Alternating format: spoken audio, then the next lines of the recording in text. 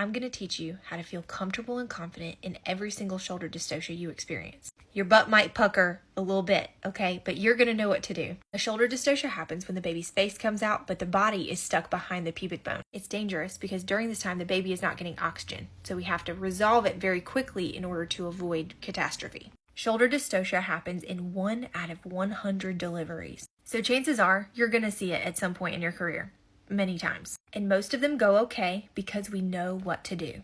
And that's about to be you.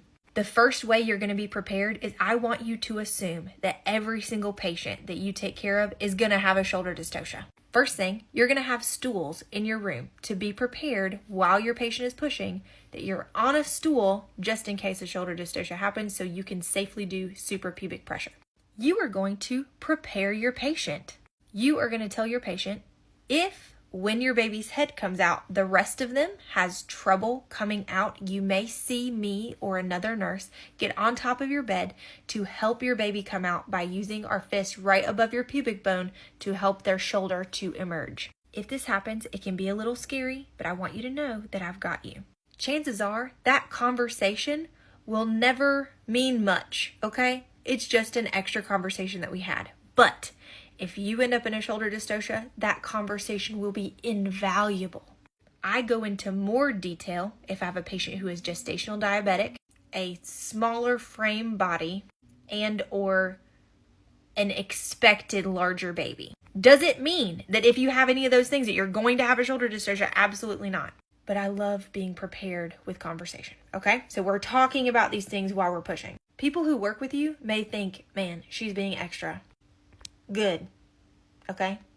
The next way that we're always prepared is when that baby's head comes out, I want you to have a way that you can look at the time. For me, I use an Apple Watch and I have a stopwatch on my Apple Watch, and whenever the head comes out, I press the go button so I know exactly how long it's been. It also helps us to not freak out and have time to think because shoulder dystocias feel like they last forever. So 15 seconds can feel like 15 minutes and we're freaking out.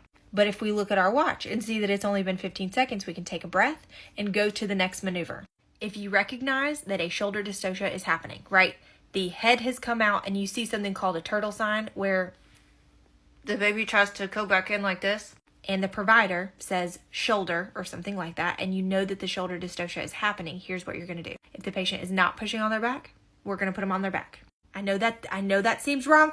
Okay, follow me. If they are pushing on their back, we're going to take the bed and go all the way flat. After you lay the head of the bed flat, we're going to do something called McRoberts maneuver. All right, I'm going to show you McRoberts maneuver on me. Okay, ready? You're going to pull the leg as far back as we possibly can go. We're going knees to ears, okay? And the way that you can remember this is because it looks like an M. M, okay? For McRoberts. McRoberts, okay? You're going to look at which way the baby is facing. And the person standing towards the baby's back of their head is going to be the one that is doing suprapubic pressure. Because we are pushing the shoulder forward, okay? So I want the person behind me, if I'm the baby, the person behind me is pushing the shoulder this way because we're wanting to decrease this angle. If the person who is facing the baby does suprapubic pressure, we're actually widening this angle. No. So if you see the back of the baby's head, it's your turn to do suprapubic pressure. You're going to feel, where's my finger? You're going to feel for where that pubic bone is, and you're going to take your fist above it, and you're going to push your fist above here, down and this way. Okay? So we're going down and this way. I use a fist, but this person's using their palm of their hand. But we're decreasing this bisacromial angle. So we're pushing this way, or this way. It's hard to do it with the green screen. But you see, you're trying to turn, like push the shoulders together like this. If suprapubic pressure is not working, you may go from here to something called Gaskin's maneuver. Let me show you Gaskin's, okay? And I have a good way of remembering it, okay? This is Gaskin's, and you remember it because it's a great way to pass Gaskin. It's also named after Ina Gaskin, but that's how I remember it. It's a great way to pass Gaskin.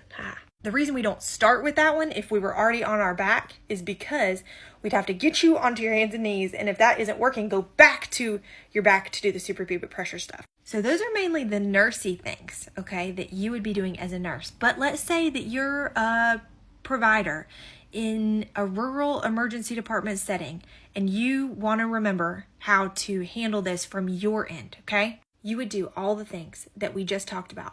And while all that is happening, I want you to be thinking, should I do an episiotomy? And we know episiotomy is a cut of that perineal tissue. But remember, shoulder dystocia is a bone-on-bone problem. So cutting the tissue is not going to help the baby get out. What it does, it allows room for the provider to be able to insert their hands so that they can help the baby's shoulder to be free. Okay, so first thing, episiotomy. Next, there are maneuvers that you can do, okay? These maneuvers, I've seen different providers do them in different orders, okay? So you feel it out and feel what's right for you, but one of them is wood screw, and that would be turning the baby. So taking that shoulder and turning that shoulder with that suprapubic pressure to try to get that shoulder to go like this and come free from the pubic bone. These two maneuvers, wood screw and Reuben, are very, very similar, okay? So wood screw, you're taking the whole baby, including that posterior shoulder, and turning it 180 degrees. Reuben, you're just taking that anterior shoulder on the top and rotating it to see if you can get it up underneath that pubic bone. You can also do trying to deliver the posterior shoulder first. So that shoulder that's up underneath there, you stick your hand underneath there, grab underneath their armpit, and try to pull that baby's shoulder out like this so you can also decrease that bisacromial angle. I've seen other providers who have their own way of doing stuff. Maneuvers of last resort would be things like intentionally breaking the clavicle or the humerus of the baby in order to get that baby out. Those would be done at several minutes in, like we're just trying to save the life of the baby. Other maneuver of last resort, I've never seen it in my life, but a symphysiotomy, which is cutting intentionally the symphysis pubis, that cartilaginous area in between where your pubic bones come together. The reason that we hardly ever do that, I've never seen it, is because once a symphysiotomy is done, it never heals. Okay, your pelvis will always be unstable. Another maneuver of last resort would be something called Zavanelli, which I've also never seen before. Oh my God, I need to start knocking on stuff. Zavanelli happens when we push the baby back up inside and go for a C-section. Zavanelli, once we get to that, that is associated with really bad outcomes. But anyways, if you're a nurse, always be prepared, memorize those things, practice those things. And if you are a provider in a rural setting or an ER doctor or something, have all those things in the back of your mind that you can remember in order to help your patient if you experience a shoulder dystocia.